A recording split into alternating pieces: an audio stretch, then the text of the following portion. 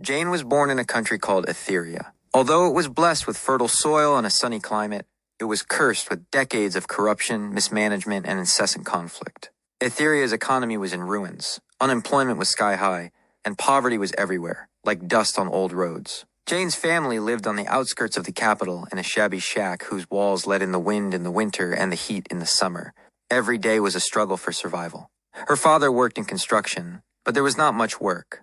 Her mother earned meager money by repairing clothes to order. Jane, the eldest of 3 children, understood the burden of their poverty from an early age. She never had toys or sweet treats as a child. Instead, there were empty stomachs, worn clothing, and the constant fear of going hungry. Jane was an intelligent and observant child. She watched her mother prepare delicious meals with whatever they had on hand, root vegetables, beans, and wild herbs. She noticed that even in poverty, people strove for beauty and ingenuity in their food. Often, when her mother was cooking, Jane would sit next to her, absorbing every movement and ingredient. By the time Jane turned 12, she was already proficient with a knife and skilled in cooking. One day, during a hungry summer when her father lost his job and her mother fell ill, Jane decided to take action. She remembered how her mother used to make small desserts with local fruits and rice. These desserts were sweet and satisfying. They were very popular with the neighbors whenever her mother sold them at the market. Jane used the last of her savings, a few small coins, to buy flour, rice, sugar, and the cheapest fruit. She spent the whole night baking these delicacies. The next morning, she went to the bustling market with a heavy basket. Fear and shame gripped her, but the hungry eyes of her younger brothers gave her strength. Sweets, fresh and nourishing sweets. Her voice trembled, but she continued. At first, she was ignored. Then, someone bought one. Then, another person bought one. By evening, the basket was empty. It was a small income, but for the first time in a long time, they had a real dinner. That day was her personal revolution. Jane realized that, to survive, you have to create. Years passed. Jane continued to bake and sell. She worked tirelessly, studying during the day and cooking in the evening and at night. She experimented with recipes, adding local spices, roots, and different fruits and berries. She learned which flavors were most popular and how to make her products stand out. She noticed that tourists, who rarely visited the capital, were looking for authentic, tasty food that reflected Etheria's culture. However, the country's poverty limited their options to traditional, sometimes questionable, food. Then, Jane had a brilliant idea to create a culinary experience that would tell the story of Etheria, not just food. She named her future business Taste of Dawn, commemorating the mornings when she started work, hoping for the best. Her business plan was simple, yet ambitious. Uniqueness.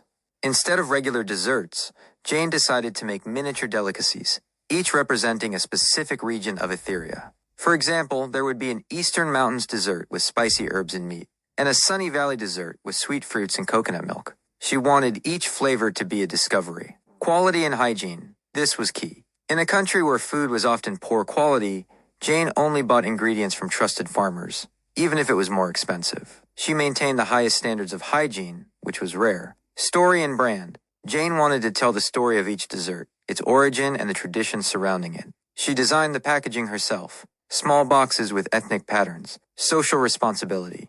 Jane knew she didn't want to be the only one to succeed. She dreamed of providing jobs for other women and young people in her neighborhood. To get started, she needed startup capital. However, banks would not give loans to young women without collateral. Jane saved every penny by selling sweets at the market. She spent hours telling people about her dream. Some laughed and some pitied her, but some also saw her determination. One day, an elderly woman who owned a small, nearly abandoned coffee shop that had once been popular approached her. The woman offered Jane a corner of her kitchen in exchange for a share of the profits. This was her first real breakthrough. Jane started from scratch.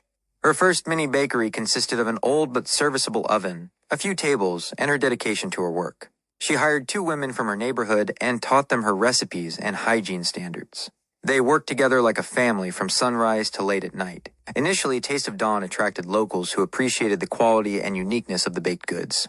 Then, through word of mouth and a few random posts on small travel blogs, Jane's business became known outside Etheria. Orders started coming in from hotels trying to attract tourists. Jane signed contracts with airlines that wanted to offer passengers authentic local snacks. She expanded production by building a small, modern factory outside the city. The most important things she did were 1. Creating jobs. She hired people from poor neighborhoods and offered them decent wages, health insurance, and training opportunities. 2. Supporting local farmers. She signed long-term contracts with small farmers, guaranteeing them a stable income and encouraging them to grow high-quality organic produce. This revitalized agriculture. 3. Infrastructure development. To supply her products, Jane invested in improving rural roads, which helped local communities. Her desserts became Etheria's calling card, showing that the country could produce beautiful, high-quality goods despite past difficulties. This attracted new tourists and investors. The government, which had initially ignored Jane, now sought her advice. Her business became a role model, proving that even in the most difficult circumstances, one can change their destiny and that of their country. Jane did not become fabulously rich in the traditional sense, because she reinvested most of her profits in her business and social programs. However, her family lived prosperously, her brothers received an education, and her parents could finally sleep peacefully knowing there would be bread on the table the next day. Thanks to Taste of Dawn, the situation in Etheria began to change.